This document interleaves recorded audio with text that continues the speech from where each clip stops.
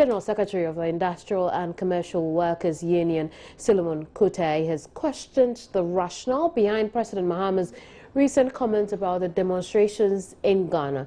Speaking in Botswana, the president said he had what he called the dead goat syndrome, which has made him impervious to demands by various groups of protesters. But the General Secretary of the ICU says these comments suggest that demonstrations by labor groups are politically motivated. The basics and fundamentals have hovered around: one, the power crisis; two, the fact also that the depreciation of the cedi is having a serious downturn now; and then three, the market share in the country now has also become so volatile to the extent that if you look at how we have opened our doors and all kinds of things are being imported into the country without any restriction to our infant industries, this is creating a real challenge to the survival of competitors in those sphere of trade. So that's what they're communicating? Yes, this is what they've communicated to us. In fact, in terms of the market share being scrambled, to the cedi dollar parity, and then the worst of it all is power outages. Well, in our cumulative records now, we're looking at a whopping figure of 560. Okay, as of date, because yesterday that of Coca-Cola came on board, and over 211, will also be gone by the end of April. This 560 inclusive of those that we are still having conversation, and the figures are yet to be confirmed, and we are saying that that will be the minimum if the current situation travels on the way it is. Then again, to your question, every collective agreement has got its own content, so it is not a straitjacket for every institution, and therefore the packages also on the average is also subjective to an employee owns basic salary and then the other conditions that are added to it.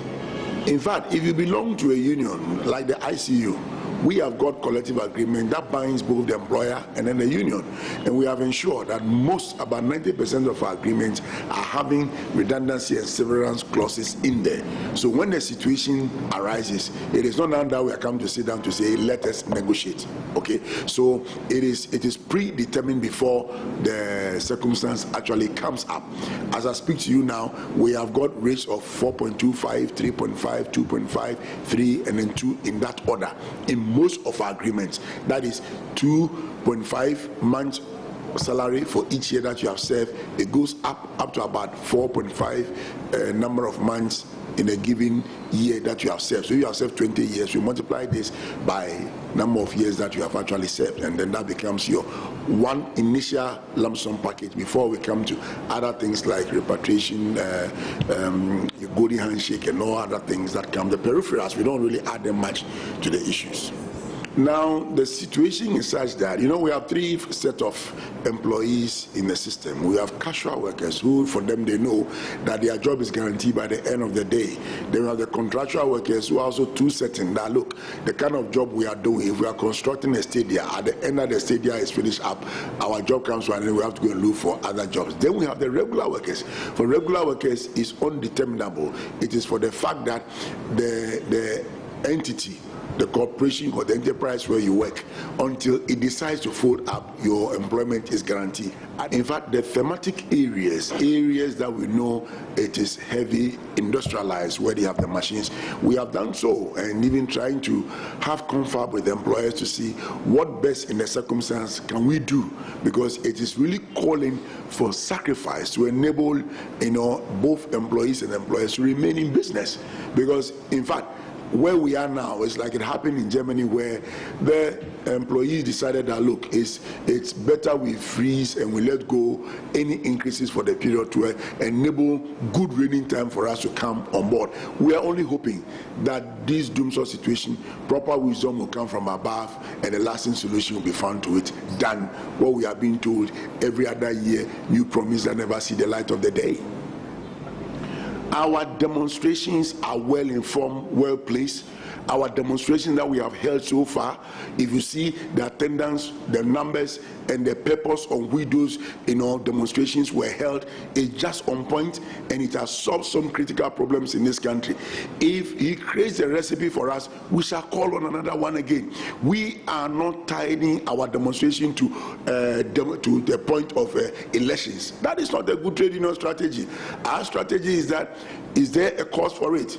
Is the reason relevant? Is it something that can take up the pain feeling and bitter feeling from people? Look, whenever demonstrations are carried out, it brings two major solutions instant.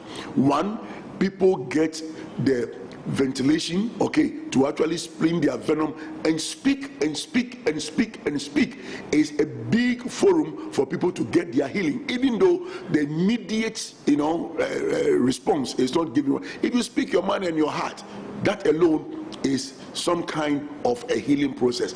Then again, we are able to showcase how bad the situation is, and observers are also taking note. The whole world gets to know this is what is happening in Ghana. So if that is a pride for a president to say, I will not be moved, I'm not perturbed, well, I still think if he reflects on that statement he made and the way he's quoted in the Daily Guide, I think he'll revise his notes as the #1 man of the land.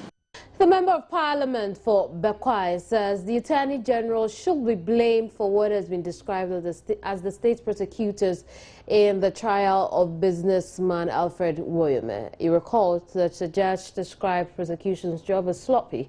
The acquittal of Woyome has surprised many Ghanaians, with a section of the public questioning the preparedness of the prosecution for the case. Member of Parliament for Bekwai, Jose Owusu, says it was clear from start that Woyome would win this case. Of the case came under her purview from the time she was appointed Attorney General. And I'm sure if she were minded to start afresh, it could easily, looking at the circumstances and the urge to get a conviction, if it was so vital to her and to the state, it could have stopped, retracted, and proceeded again. One of the things I remember Mr. Darocha for was that if you find yourself in an intellectual blind alley, there's nothing stopping you from retracting your steps and starting again. Now, as the case progresses, and the memo I mentioned earlier shows clearly that the state attorneys in court were actually finding it difficult to progress, and they reported through their seniors to the Attorney General.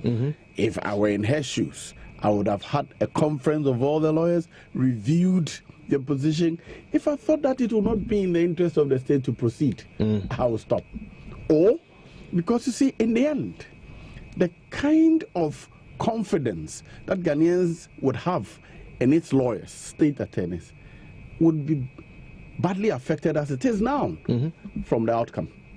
Now, if it were in their interest to stop the prosecution and say, look, we are not interested in putting Woyome in prison, we're interested in recovering our money, so we are focusing here. And remember, there were high court cases they were prosecuting, in addition to what Martin also did at the Supreme Court. Those were all geared towards recovering the money. Now, if it was to satisfy the public that Woyome is also punished in the criminal court, and it turned out not to be practicable, I would have retracted. But you see, it is as it was set up.